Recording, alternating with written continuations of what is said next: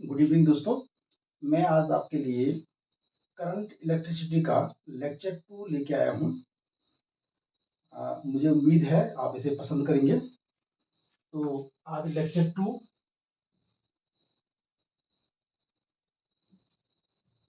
Current electricity का current electricity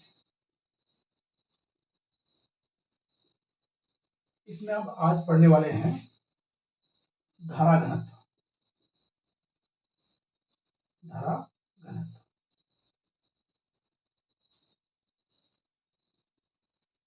current electricity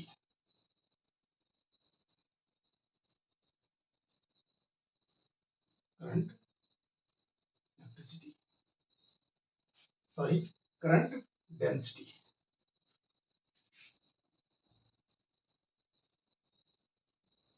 current density आज हम लोग पढ़ने वाले हैं कि ये धारा घनत्व क्या होता है। देखिए, धारा घनत्व, यदि आपके पास कोई कंडक्टर है, कोई चालक है आपके पास,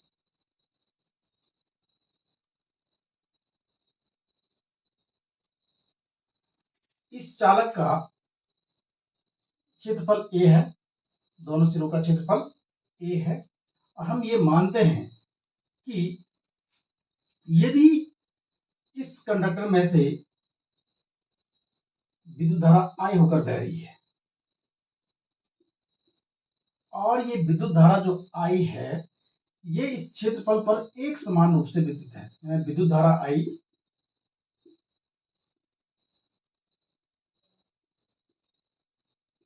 क्षेत्रफल A पर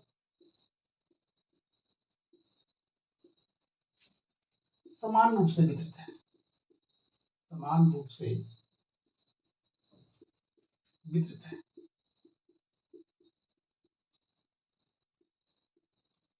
अब हम ये देखते हैं कि इस चालक के जो क्षेत्रफल A है, इस क्षेत्रफल के एकांक यानी एकांक क्षेत्रफल से अविलंबित होकर बहने वाली धारा को ही हम कहते हैं करंट डेंसिटी। यानी कि जो क्षेत्रफल A है इसके एक यूनिट क्षेत्रफल से अविलंबित होने वाली वैद्युत धारा को ही हम धारा घनत्व कहते हैं। यानी कि किसी चालक के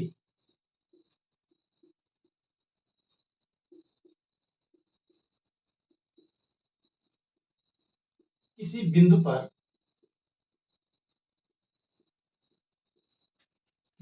पर एकांक क्षेत्रफल से एकांक क्षेत्रफल से अभिलंबवत गुजरने वाली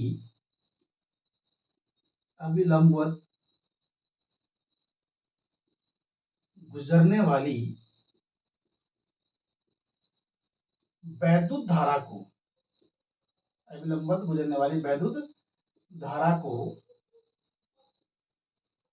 उस बिंदु पर धारा घनत्व कहते हैं। धारा घनत्व कहते हैं किसी चालक के किसी बिंदु पर एकांक क्षेत्रफल से अविलंबित गुजरने वाली यानी कि लंबवत गुजरने वाली वैद्युत धारा को उस बिंदु पर धारा घनत्व कहते हैं। इसका मतलब क्या है? इसका मतलब हुआ कि क्षेत्रफल A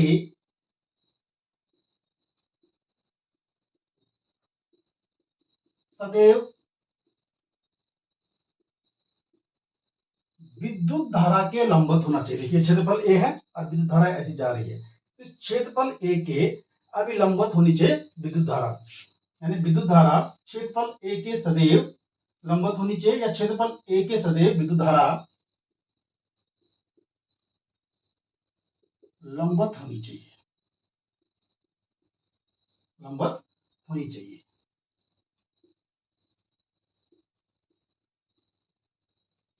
अब देखिए, यदि क्षेत्रफल ए के लंबवत गुजरने वाली वैद्युत धारा आई हो, लंबवत गुजरने वाली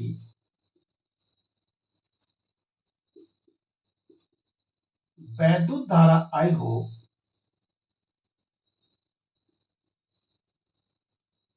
तो धारा घनत्व, इसका सिंबल है J, बराबर होता है I/A। यानी कि यदि हम A बराबर 1 सेंटीमीटर स्क्वायर ले लें या 1 वर्ग मीटर स्क्वायर ले लें, तो उस 1 वर्ग मीटर स्क्वायर या उस 1 वर्ग मीटर या 1 सेंटीमीटर स्क्वायर के अविलंबित गुजरने वाली वैद्युत धारा को ही हम धारा घनत्व कहते हैं। इसी को कहते हैं हम एकांक क्षेत्रफल से अविलंबित गुजरने वाली वैद्युत धारा को हम लोग कहते हैं धारा घनत्व। धारा घनत्व मतलब एकांक क्षेत्रफल से अविलंबित गुजरने वाली वैद्युत धारा को धारा घनत्व कहते हैं। इसे J से लिखते हैं और इसका मात्रक हो जाएगा, देखो करंट का मात्रक आपका हो गया एम्पियर और क्षेत्रफल A का मात्रक हो जाएगा मीटर स्क्वायर। तो इसका मात्रक हो जाता है ampere per metre square, ampere per metre square. लेकिन एक बात आपको ध्यान रखनी चाहिए कि हमेशा विद्युत धारा जो है क्षेत्रफल A के लंबवत होगी या क्षेत्रफल A विद्युत धारा के लंबवत होगा। अब एक केस लेते हैं हम लोग कि अगर कभी ये चालक आपका है,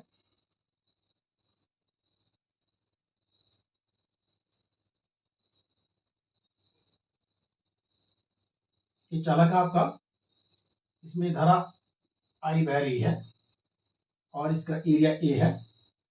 अगर ये एरिया A सीधे ऐसा ना हो, मान लीजिए हम इसको अविलंबित ऐसा मान लें इस एरिया को, अगर ये एरिया जो आपका ये ए एरिया है ये लंबवत ना होकर के इस तरह से होगा, इस तरह से हो, या आप इसको थोड़ा सही बनाते हैं, इस तरह से हो, ठीक है, तो तब धारा घनत्व क्या होगा। इससे पहले एक चीज और देखते हैं, इसको फिर देख लेंगे कि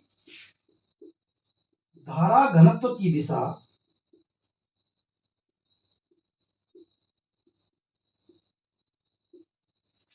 वैद्युत धारा की दिशा में ही होती है, वैद्युत धारा की दिशा में ही होती है। यानी कि जो धारा घनत्व की जो दिशा होगी वो वैद्युत धारा की दिशा में ही होती है। इसका मतलब ये हुआ कि धारा घनत्व में क्या होती है, दिशा होती है। इसलिए धारा घनत्व जो है सदिश राशि होती है, सदिश राशि होती है, ठीक है। अब हम वो कह रहे थे कि यदि क्षेत्रफल A, यदि क्षेत्रफल जो है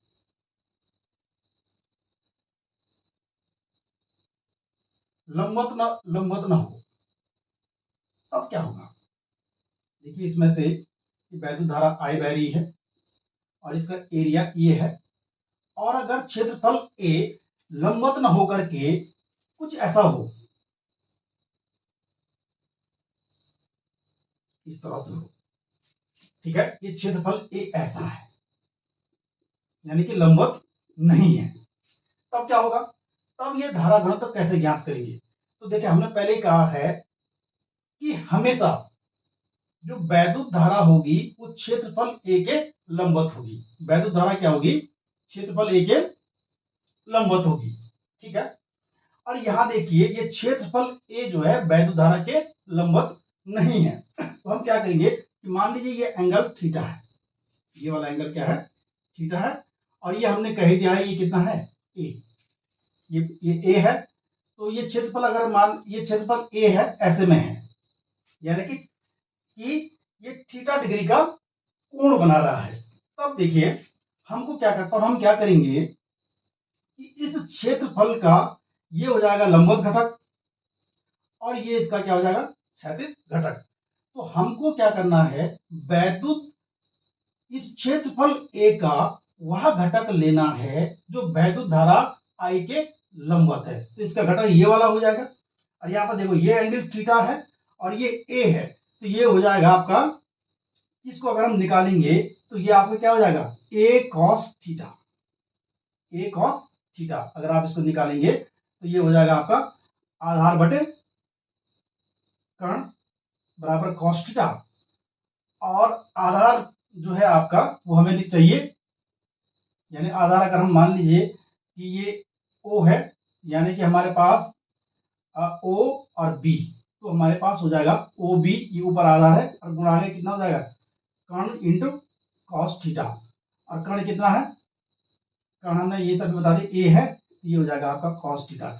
यानी कि इस क्षेत्रफल A को हमने लंबवत और क्षैतिज घटक में वियोजित किया, तोड़ दिया, और तब देखा कि इस क्षेत्रफल ए का कौन सा घटक जो है वैद्युत धारा I के लंबवत है। तो इस स्थिति में देखिए धारा घनत्व क्या होगा, धारा घनत्व J बराबर हो जाएगा I अपॉन, इसका लंबवत घटक कौन सा है A cos थीटा, ये हो जाएगा आपका। तो J बराबर I अपॉन A, और यही J बराबर आपका हो जाएगा जब क्षेत्रफल A जो है, इस क्षेत्रफल ए जो है वैद्युत धारा के लंबवत न होकर के वैद्युत धारा से थीटा डिग्री कोण बना रहा होगा, तब धारा घनत्व J इक्वल हो जाएगा I upon A cos theta.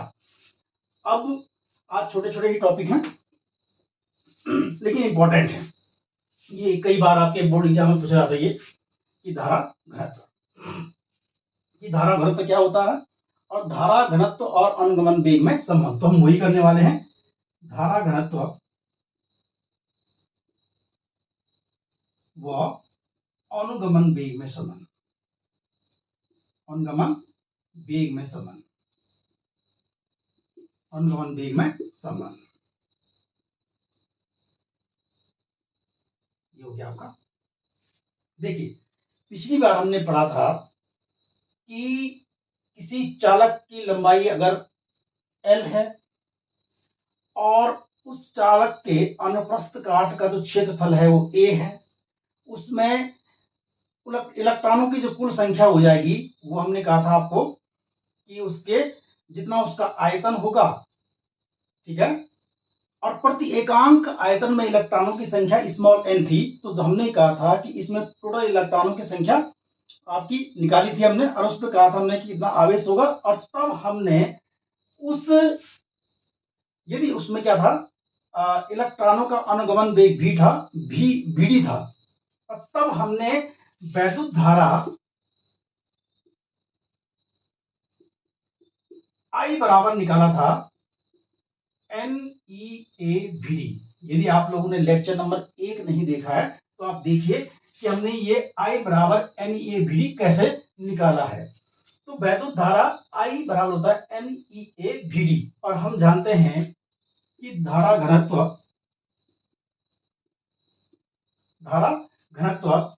J बराबर होता है I अपॉन A। तो यहां से देखिए I का मान समीकरण नंबर 1 से ले लेंगे तो ये हो जाएगा NeAVd अपॉन A, यहाँ देखिए A से A कैंसिल हो जाएगा और आपका J इक्वल आ जाएगा NeVd। तो यही होता है वैद्युत धारा और अनुगमन वेग में संबंध। तो वैद्युत धारा व अनुगमन वेग में संबंध होता है J equal to NeVd, J equal to NeVd, वैद्युत धारा और अनुगमन वेग में संबंध होता है J बराबर NeVd। बस इतना ही है। तो ये वाला हमारा आज क्लोज हो गया। अब देखिए कि जो हमने इसके बाद नेक्स्ट जो दूसरी चीज लेनी है, जो दूसरा हमारा टॉपिक है वो है मोबिलिटी। हमारा जो दूसरा टॉपिक है वो है मोबिलिटी। मोबिलिटी इसको कहता है गतिशीलता, गतिशीलता, ठीक है। अब देखिए हम जानते हैं आप कि आवेश के प्रवाह की दर को ही वैद्युत धारा कहते हैं। ये तो हमने पहले ही शुरुआत में लेक्चर 1 में डिस्कस कर दिया था कि आवेश के प्रवाह की दर को विद्युत धारा कहते हैं। और आवेश जो है एक प्रकार का गुण होता है, यानी कि ये कैरेक्टरिस्टिक्स है। आवेश ये एक प्रकार का गुण होता है जो सदैव जो है किसी कण के साथ जुड़ा होता है, यानी कि यदि कोई पार्टिकल नहीं है तो आवेश भी नहीं होगा। इसका मतलब हम ये कह सकते हैं कि किसी आवेशित कण के गतिशील होने पर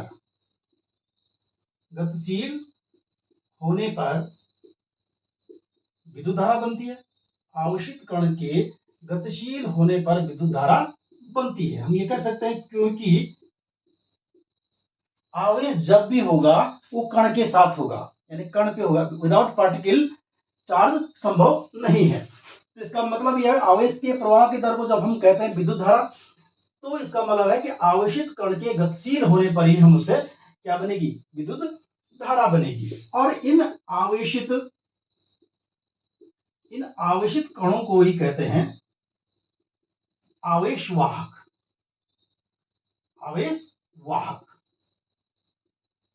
यानी कि चार्ज कैरियर।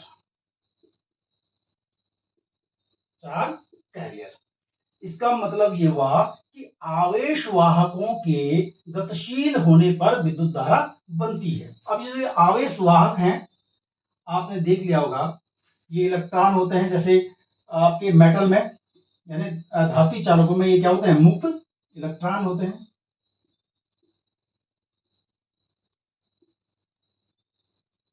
उसके बाद आपने देखा होगा कि जहां से ये मुक्त इलेक्ट्रॉन निकला है बाहर, वहां पर क्या हो जाएगा, जहां उस परमाणु पर यानी किसी न किसी एटम से निकला होगा ये।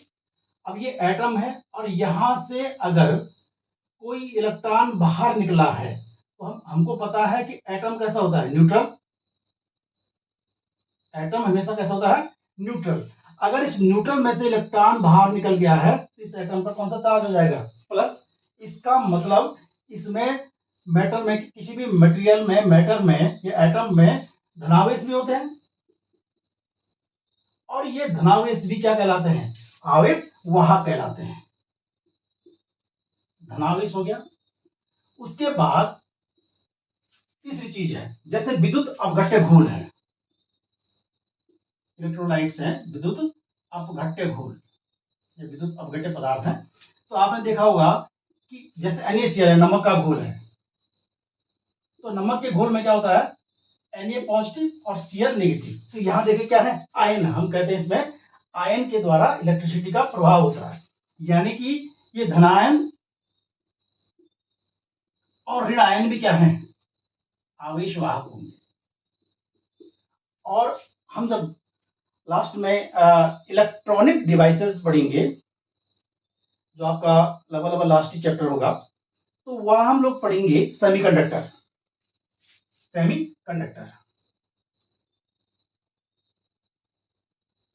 सेमीकंडक्टर यानी कि अर्धचालक।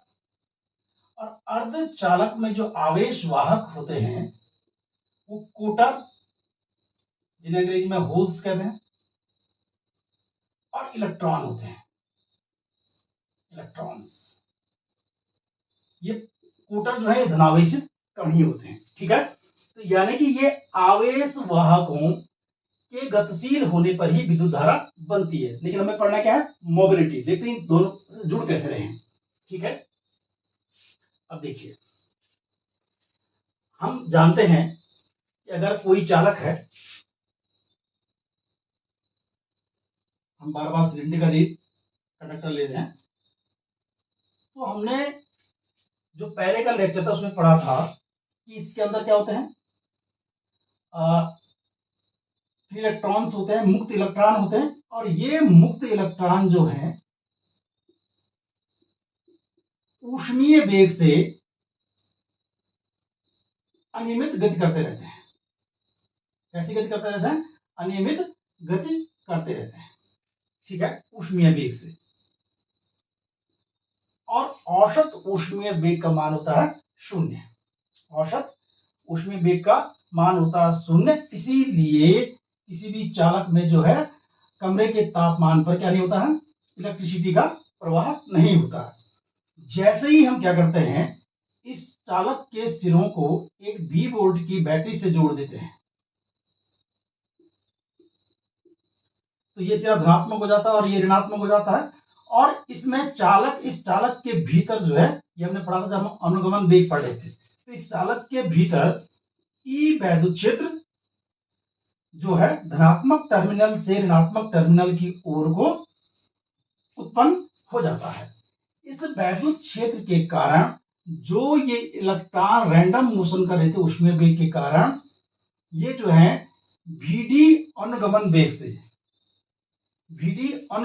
से क्या हो जाते हैं, जैसे ये वाला ऐसे इधर चले जाएगा, ये वाला ऐसे मुड़ना शुरू कर देगा, ये वाला भी मुड़ना शुरू कर देगा, ये तो मुड़ाई है, और ये वाले सभी क्या हो जाएंगे कि धनात्मक इस अनुगमन वेग भीडी के कारण धनात्मक टर्मिनल की ओर को जो है खिसकना शुरू हो जाते हैं, या अनुगमन वेग से गतिशील होना शुरू हो जाते हैं, और इस कंडक्टर में विद्युत धारा का प्रवाह होना शुरू हो जाता है।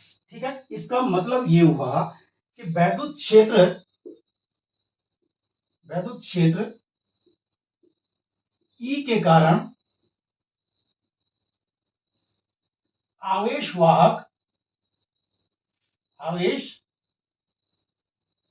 वाहकों में भीडी अनुगमन वेग उत्पन्न हो जाता है। भीडी अनुगमन वेग उत्पन्न हो जाता है या मिल जाता है उन्हें।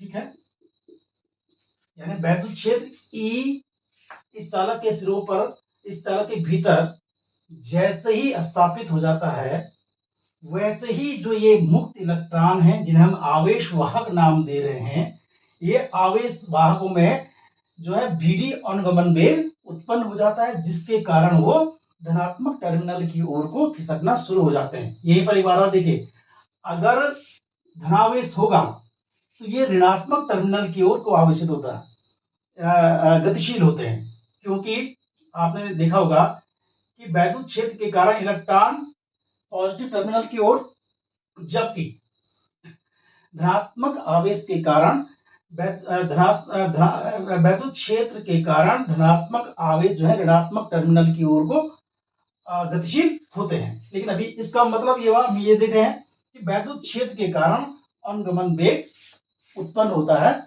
यानी कि मुक्त इलेक्ट्रॉन जो है वैद्युत क्षेत्र के कारण भीडी अनुगमन वेग को प्राप्त करते हैं। तो माना ई वैद्युत क्षेत्र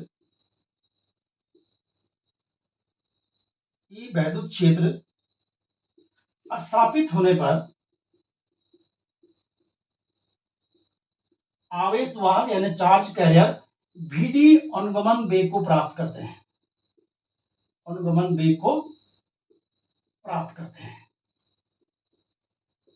अगर आप लोगों ने एक एक नियम पढ़ा होगा तो देखिए, तो क्या होगा, अगर हम एक यूनिट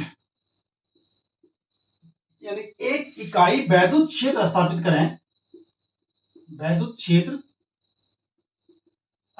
करें,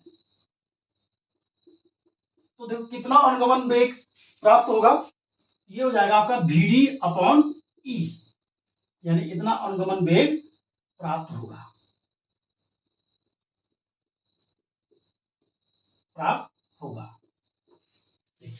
इसका मतलब है जो ये Vd अपॉन ई होता है, इसी को कहते हैं मोबिलिटी, यानी कि गतिशीलता, और इसे लिखते हैं म्यू से। ये होगा आपका मोबिलिटी यानी कि गतिशीलता, जिसे हम म्यू से लिखते हैं, गतिशीलता और आपकी मोबिलिटी, ये है। ठीक है, अब परिभाषा कैसे देंगे, हम ये भी कहते हैं कि आवेश वाहकों का, ठीक है, आप लोग इसको परिभाषा से दें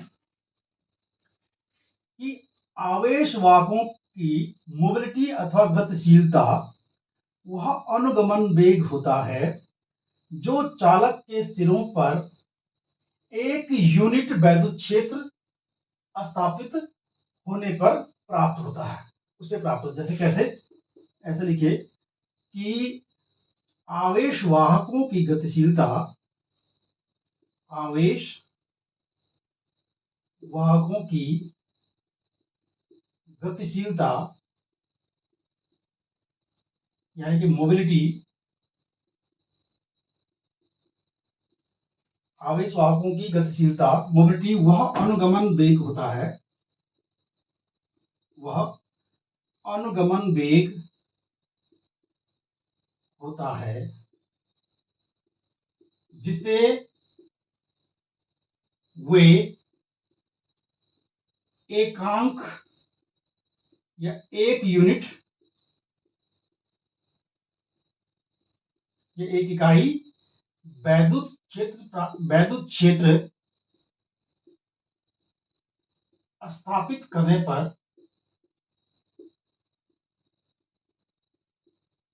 प्राप्त करते हैं,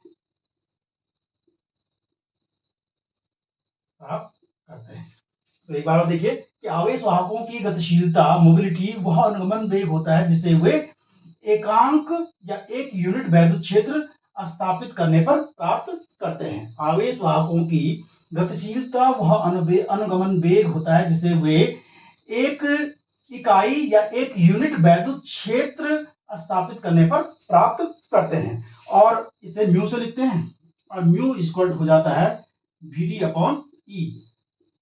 अगर हम इसका मात्रक देखें तो आप जानते हैं कि अनुगमन वेग वेग है और इसका मात्रक होता है मीटर पर सेकेंड, v का मात्रक तो ये होता है।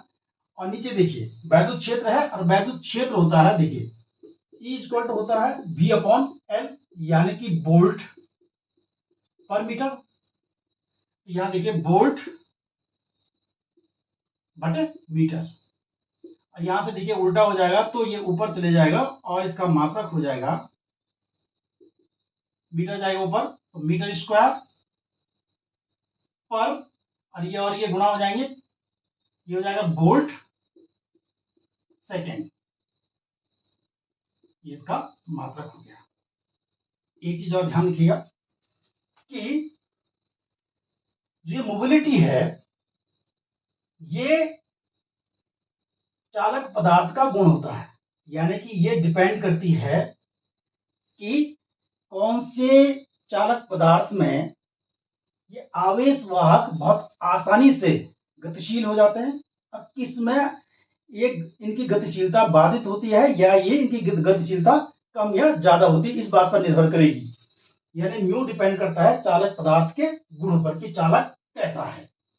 अब हम देखते हैं कि आप लोग परसों अगर आपने देखा होगा जो हमारा लेक्चर एक था उसमें देखा होगा कि VD इक्वल होता है minus e upon m into tau.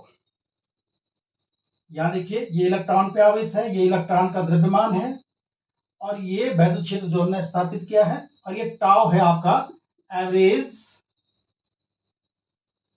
Relaxation time,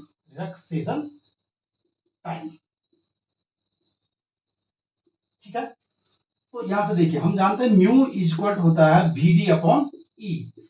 अगर ये आवेश वाहक जो है इलेक्ट्रॉन होंगे तो तब क्या होगा, देखिए mu e equal to VD, यानी VD की जगह क्या आ जाएगा ये, तो ये हो जाएगा minus e upon mass of electron into tau, ये सूत्र है अपॉन ई, और ई से ई क्या हो जाएगा कैंसिल हो जाएगा, और हमारा आ जाएगा mu e equal to minus e upon m e tau.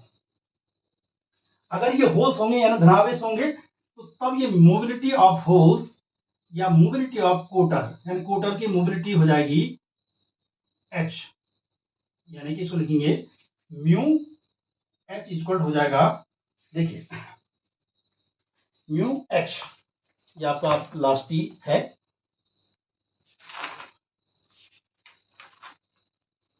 ठीक है। तो म्यू H इक्वल हो जाएगा, यानी आपका जो है धनावेश स्कूटर कैसे होते हैं, होल्स धनावेश होते हैं, तो धनावेश पर प्लस ई आवेश हो जाएगा upon mass of holes into tau, यानी कि मोबिलिटी ऑफ इलेक्ट्रॉन इक्वल हो जाएगा minus e upon m e mass of electron into tau, और मोबिलिटी ऑफ होल्स हो जाएगा e upon m h mass of holes into tau. तो आज के लिए इतना ही, थैंक यू।